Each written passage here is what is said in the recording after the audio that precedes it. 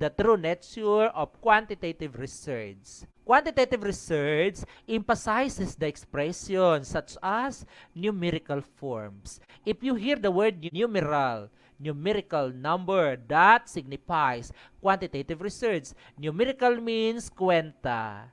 Kwenta means counting. That is why if somebody is going to say, wala kang kwenta, it means that you do not have value in this word. So that is why kwenta. Objective measurements. When you say objective, the answers are available already there, meaning this is close-ended. When you say objective measurements, there are options. There are choices. The respondents are just only going to select among these choices. Subjective is the opposite of the objective. So when you say subjective, open-ended questions are subjective because anything under the heat of the sun is possible answer to that. Objective, if your answer is not found in the given choices, it is not acceptable. Then statistical, if you hear the word statistical, that is quantitative. Mathematical, that is quantitative. Then, true polls. When you say true polls, during elections, there are choices. Who are your candidates that you want to vote for senators? There are choices. Then, close-ended questionnaires. When you say close-ended questionnaires, survey questionnaires, and checklists, and you have also the surveys. One word that reflects the true nature of this type of research is numerical or statistical. Quantitative research is also known as statistical research. Qualitative research is making kwento without kwenta. Meaning, you are making stories in which you are not using t-test, z-test, quantitative data to make kwento. But if you want to make kwento about Esperanza National High School, you cannot avoid to use numbers because you are going to have kwento about the total number of students, about the total number of teachers.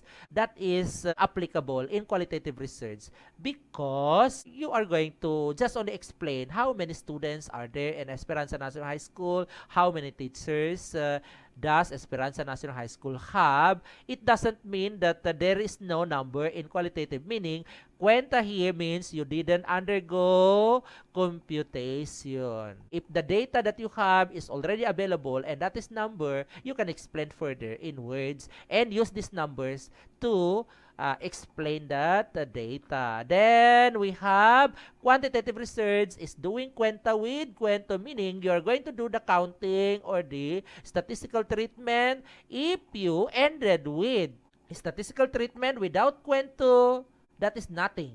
That is why quantitative research accordingly is more complex than with qualitative research because research actually really starts from qualitative research.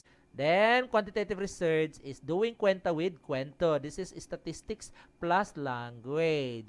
We are going to explain now the differences and similarities of quantitative research and that of the qualitative research. Actually, in your practical research 1 or qualitative research, you have already taken up the similarities and differences between quantitative research and that of qualitative research. And what we're going to do today is just only to review, no? Quantitative research uses numbers and figures to denote a particular phenomenon, while in qualitative research use verbatim quotes of the participants. What is the meaning of verbatim quote? Verbatim quote is an exact word coming from the mouth of the participants. If the participant has a wrong grammar about the answer to the guide question of the qualitative researcher, will not correct the grammar. What the verbatim quote coming from participant must exactly be written in the data presentation, and what the qualitative researcher is going to do is to just only analyze. And in that analysis of data, the qualitative researcher is not going to include the correction of that grammar because that is unethical. So that is the meaning of verbatim quotes.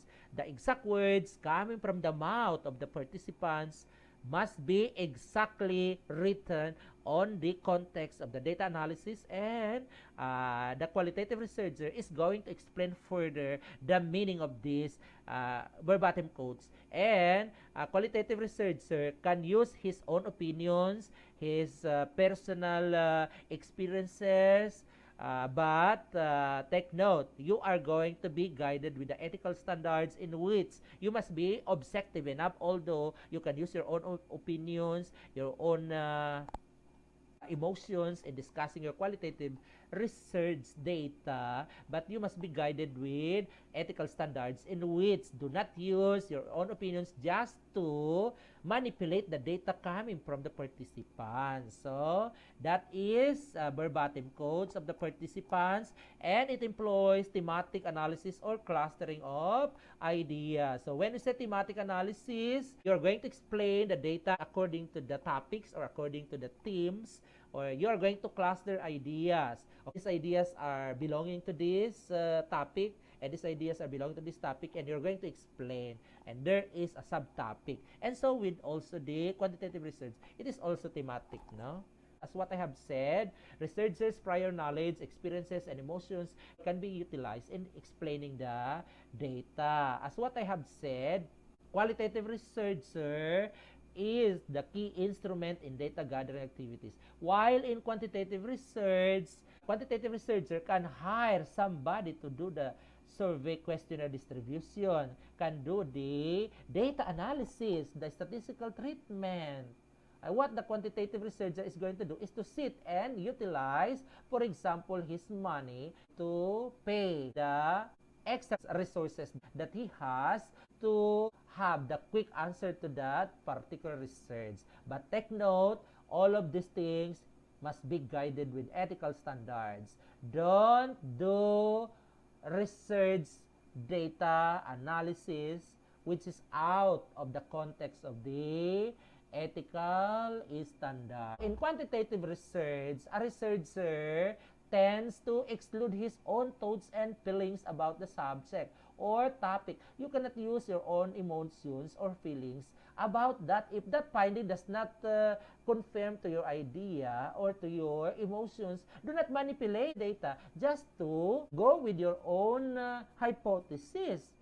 Now, if your hypothesis is there is a relationship between leadership and that of the teacher's performance, your hypothesis is there is a relationship, but in your findings, there is no relationship, do not manipulate, just only explain and use further review of related literatures to support your claim about your findings. So that is the beauty of quantitative research.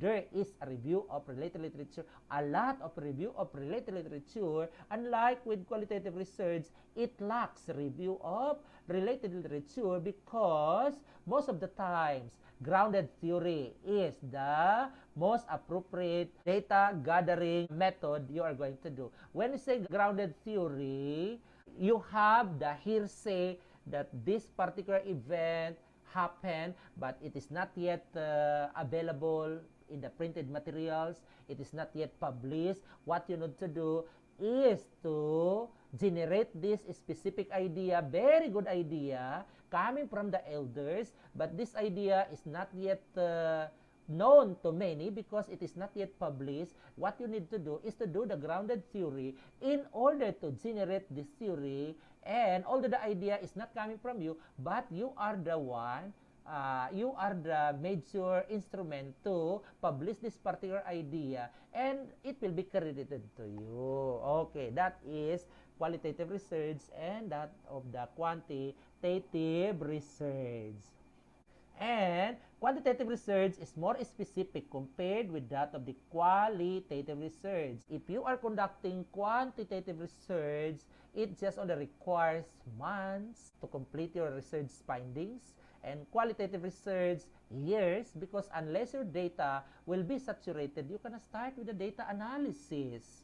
Correct? You are going to wait for the saturation of data before you are going to start with the discussion of your data. In quantitative research, saturation of data is not needed because whatever the answer of the respondents there, just only compute the mean, and after computing the mean, explain the lowest and the highest and the overall, and support your findings through the review of related literature. Then if you want to generate theory, conduct a qualitative research. If you want to validate theory, meaning when you say validate, to prove or disprove, you are going to conduct quantitative research. We are going to explain quantitative versus qualitative research through these research aspects.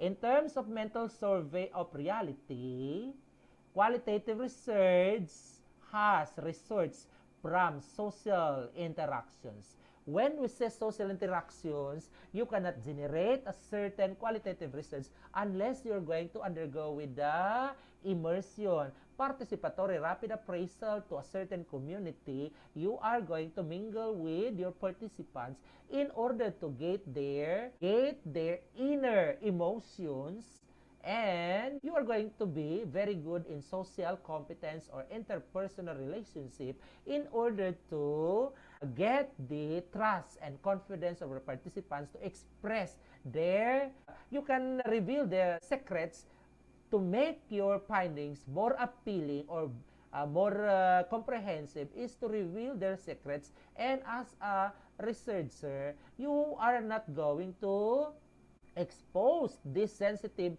issues about your participants just for your personal consumption. That is why research from the qualitative research will be taken from the social interactions. You need to mingle with your participants. Immersion is very important.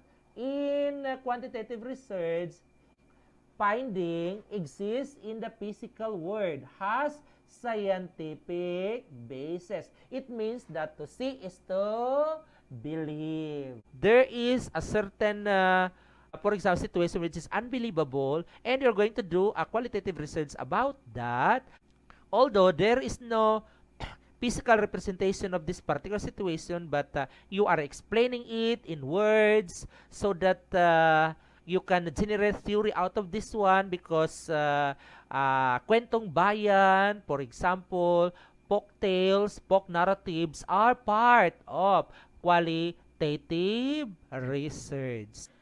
That is why superstitious beliefs, personal opinions are not accepted in quantitative research.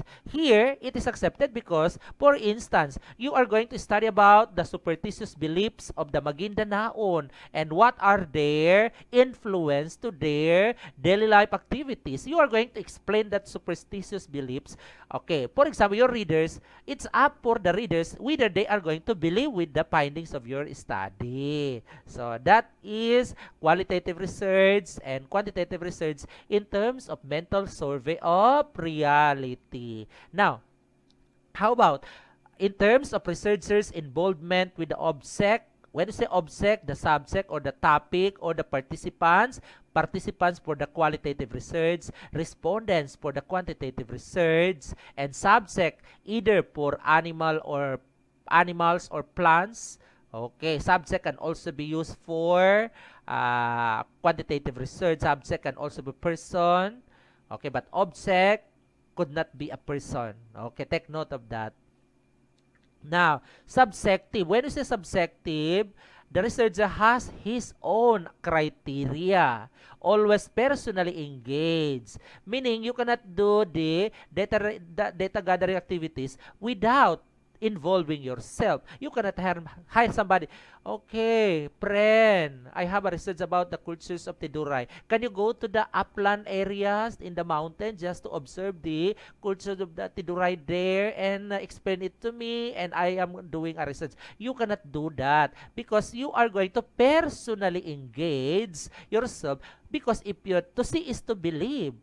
Did you understand, students? To see is to believe. Because if you see, you can generate many imagination out of the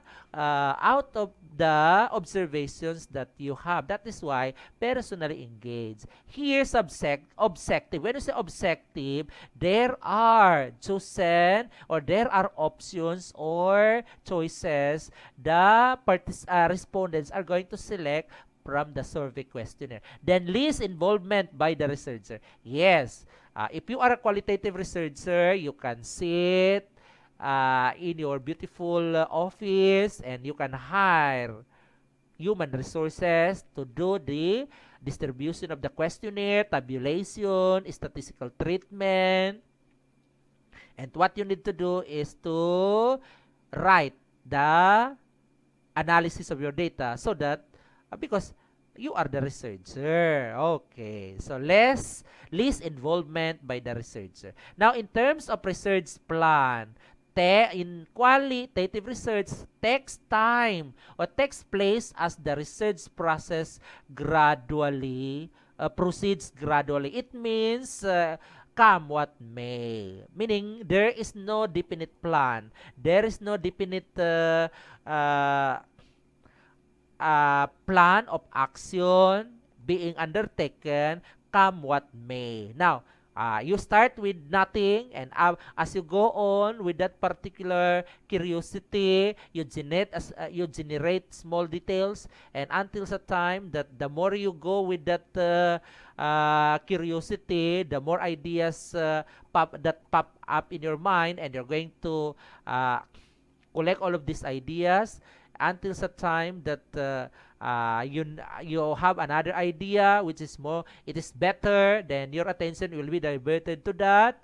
So that is why come what may. Did you understand, students? And in quantitative research aspects are all planned. Yes, everything is being planned.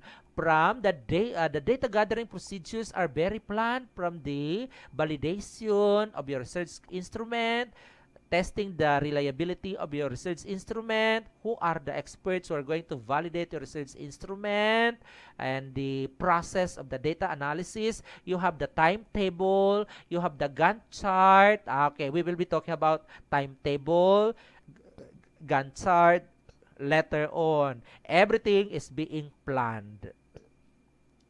Everything is under a systematic steps, scientific steps in research process here in quantitative research. In terms of behavior toward research aspects or conditions, here the main purpose of qualitative research is the preservation, appreciation, and conservation of the natural setting of the research features or the cultural appreciation, reflection, or preservation or carp. Okay, of the cultures of the ethnic minorities. Now, if there is no qualitative research, how can we promote the tourism in our locality?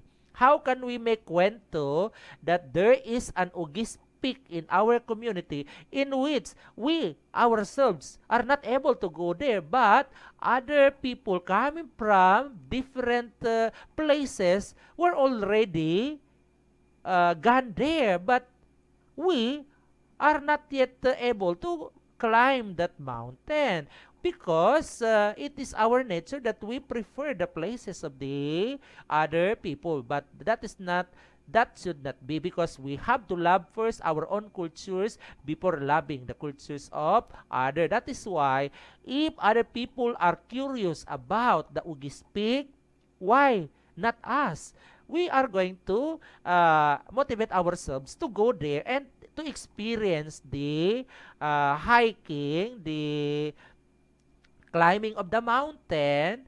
And if there is no qualitative research, other people will not be able to see the beauty of that, and other people are really curious about the Ugis Peak because of the written sentences, or because of the promotion of our tourist destination in the social media through words, through pictures. That is why, that is one of the beauties of the qualitative research, is promoting the local tourist spots of the community and to preserve the cultural heritage of the minorities. Unlike with the quantitative research, control or manipulation of research conditions. Yes. Okay, this is it. You can control. Now, my research is very wide, and I just want to have the scope and delimitation of my study, Esperanza only, because I am not able to have the wider scope, so you can have the control or manipulation of the uh, setting of your study. You can delimit, you can have the scope and delimitation, for instance. And another thing here, data can be manipulated, but take note, don't manipulate your data. You must be guided with ethical standards. For example, if your research findings do not conform to the constructed theory that you want to validate, it means that there is something error in your survey questionnaire. If there's no something error in the survey questionnaire because you have validated it, validated by experts, I think during the you didn't orient your respondents. Your respondents are not are not in good condition or mode in answering the questions. That is why you arrive at unbelievable result. Okay, so that is why you must be guided with ethical standards. Now, in terms of research method in obtaining knowledge, this is multiple methods. Yes, you can use multiple methods. You can use ethnographic method. You can use grounded theory. You can use, of course, the interviews, the focus group discussion, participatory rapid appraisal. You can have the video recorder, voice recorder. You have the camera. There are so methods. There are so many methods that you can use. You can use the so-called the narrative report, etc. There are so many methods and in qualitative research, and we will be able to discuss that in the next video presentation.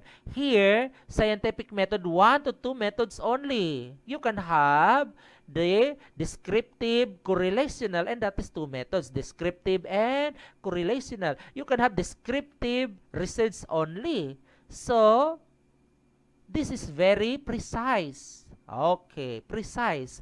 So therefore, you cannot say that qualitative research is better compared with the quantitative research, or quantitative research is better compared with the qualitative research, because the best research is a mixed method of qualitative research and that of the quantitative research. But as the fact is that quantitative research is more appealing, and this is a fact because most of the researchers are conducting quantitative research and qualitative research is left behind. That is why Commission on Higher Education did something to split the qualitative research from that of the quantitative research in order to give emphasis on the beauty of the qualitative research, and that is to generate theory to promote the local tourism of our community.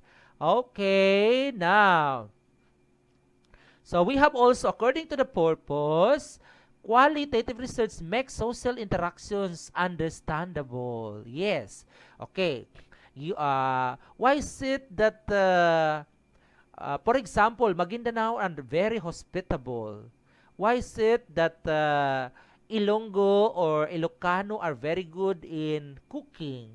Why is it that why is it that the local communities of the ancient people of Mindanao are dominated by the Christians? Although from our history, Mindanao is populated or dominated by Muslim believers, but as of this time, Muslim believers are just only minorities. So you can do a research about the reasons of this situation to make these situations understandable. Then in quantitative research evaluates objectives and examines cause-effect, the relationship between the two variables. No? Okay. Here, you cannot determine the relationship between the two variables here.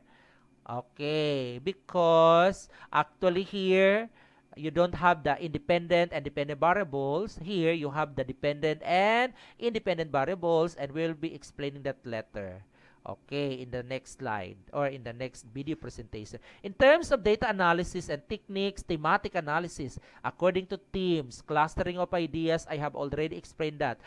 Verbatim quotes, usually inductive approach from specific to general. Here, in quantitative research, statistically based methods, usually deductive. When I say usually, not all the times. When I say usually, most of the time, but not all the times. Did you understand?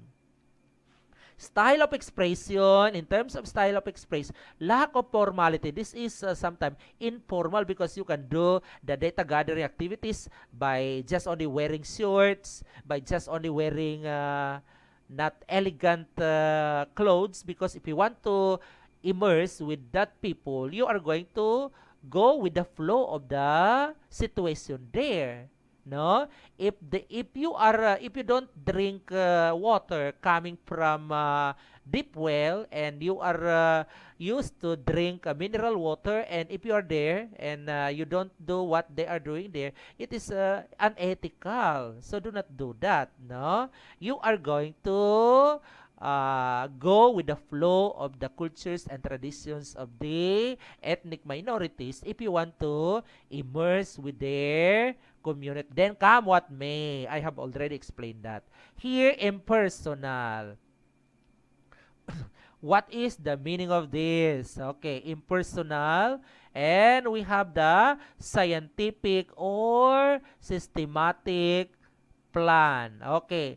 Here, personally engaged. Here, impersonal engaged. Meaning, you can less involvement of yourself in the data gathering process, in the research process. Less involvement of yourself, as long as you are intelligent enough to have the data analysis, interpretation, but you are not expert in statistics. You hire somebody to do the statistical treatment, and after that you let that statistician to have a little explanation of the findings, and it's up for you to have the comprehensive analysis of that. Okay, impersonal, less involvement of yourself. Here, personally engaged. Where is that personally engaged? We have already explained that in the previous slide. Then in terms of sampling technique, okay, here more inclined to purposive sampling. When you say purposive sampling, you just only select your samples based from your prior idea that these persons are the ones who can give the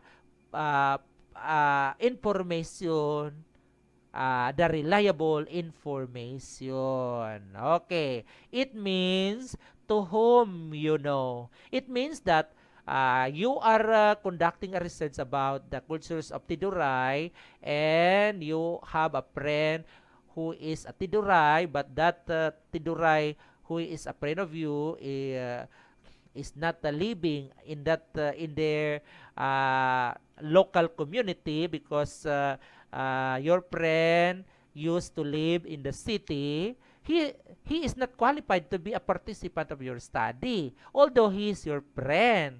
So that is not the meaning of to whom you know. To whom you know means those people you know that are capable of being the participants of your study. They can give a very reliable information of your study. Okay, that is the meaning of to whom you know. It doesn't mean that he is your friend, although he is not qualified to be participant of your study, and you are going to choose him or her. That is not. To whom you know means You know these people who are capable of answering your questions without bias. Okay, so those are the meaning of to whom you know. Now, here, meaning, uh, less number of participants is being evident. If you have a participants of 10 only can be, but 10 respondents here are not reliable. Because in quantitative research, minimum of 30 respondents is required. Okay, that is why you are going to undergo the sampling technique, the random sampling as the most preferred technique in choosing the individual respondents. But prior to this random sampling, you have the formula in computing for the total number of respondents that you have based from your population. That is why it is having the so-called kwenta, because from the sampling technique, you are doing the computation using math formulas in obtaining the sample. Now, in terms of expression of data, data analysis and findings, okay, here, verbal language, words, visual aids, objects, and simulation. For instance, you have a certain study about the artistic way of playing kulintang ensemble of the Maguindanaon. So, what you need to do, you are going to play a kulintang during your presentation of data. If you are not good in playing, invite somebody to play a kulintang so that the audience will be able to appreciate that playing of kulintang ensemble is very artistic, and that is simulation. Objects, you can bring objects. For example, your study is about the food, the very delicious food of Tiduray. So you are going to bring objects or a sample of that food, and you let somebody to taste that food. So that is qualitative research. Here, numerals, statistics, tables, graphs, words. Yes, because numerals, statistics, tables, graphs are explained in words. Okay, so that is the difference between qualitative research and quantitative research. And this is your second assignment. Okay, so you're going to have a time to answer this assignment. And if you cannot submit your assignment, okay, just only inform me. Because if you are not doing this assignment, how can I evaluate that you really watch the video? And how are you going to learn if you do not answer the assignment? So this is learning by doing, and this is distant learning. It means that look away to learn, because your teacher is doing everything for you to learn. Okay, number 1. What are the strengths of quantitative research? Answer it in paragraph form. Okay, number 2, specify 2 weaknesses of quantitative research and explain each. Why is it qualitative research personally engaged? Number 4, quantitative research is also known as statistical research, and why? 5, compare and contrast quantitative research and qualitative research in paragraph form. You are going to submit it to my email address, samsudinabdullah42@yahoo.com. Okay, that ends our second video presentation, and our second video presentation is more than 1 hour and 30 minutes, and I hope that you are going to look for a time to watch this video presentation for your own consumption. So I hope you are all very well this time, and don't forget to watch this video for you to learn. Okay, good day to each and everyone once again.